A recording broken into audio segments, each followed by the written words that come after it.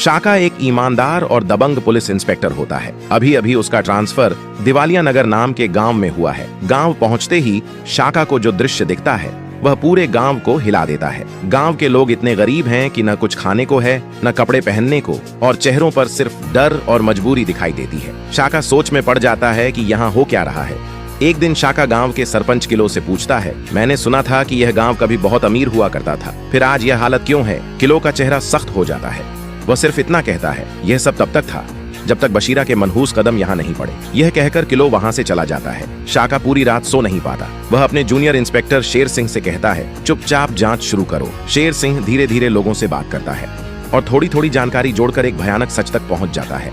उसे पता चलता है कि बशीरा का एक छिपा हुआ अड्डा है, एक फैक्ट्री है जहां गन की स्मगलिंग होती है। वह हर हफ्ते गांव वालों से जबरदस्ती कमाई ले जाता है और गांव का पानी भी फैक्ट्री के जहरीले कचरे से खराब कर दिया गया है। यह सब सुनकर शेर सिंह हैरान रह जाता है और तुरंत जाकर शाका को सारी बात बता देता है। शाका का खून खौल उठता है। वह सोचता है, ये कैसे हो सकता है कि इतना अत्याचार हो और कोई आवाज भी ना उठाए। शाका फिर से सरपंच किलो के पास जाता है और गवाही देने को कहता है, लेकिन किलो घबराकर कहता है, तुमसे पहले भी एक इंस्पेक्टर यहाँ आया था, आज तक पता नहीं चला कि वह जिंदा है या नहीं। अगर अपनी जान प्यारी है तो यहाँ से चले जाओ। ये सुनकर शाका समझ जाता है कि यह मामला साधारण नहीं है, यह एक जंग है। अब शाका एक शांत और खतरनाक योजना बनाने लगता है। सवाल यह है दोस्तों, क्या इंस्पेक्टर शाका दिवालिया नगर को बचा पाएगा? वह इंस्पेक्टर जो पहले यहाँ आया था, वह कहाँ गया? क्या बशीरा ने कुछ किया? देखिए अगला भाग। शाका एक ईमानदार और दबंग पुलिस इंस्पेक्टर होता है। अभी अभी उसका ट्रांसफर दिवालिया नगर नाम के गांव में हुआ है। गांव पहुंचते ही शाका को जो दृश्य दिखता है वह पूरे गांव को हिला देता है।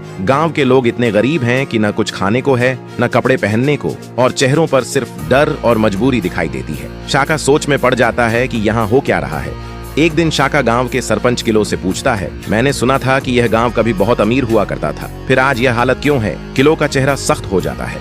वह सिर्फ इतना कहता है, यह सब तब तक था जब तक बशीरा के मनहूस कदम यहाँ नहीं पड़े। यह कहकर किलो वहाँ से चला जाता है। शाका पूरी रात सो नहीं पाता। वह अपने जूनियर इंस्पेक्टर शेर सिंह से कहता है, चुपचाप जांच शुरू करो। शेर सिंह धीरे धीरे लोगों से बात करता है और थोड़ी थोड़ी जानकारी जोड़कर एक भयानक सच तक पहुंच जाता है।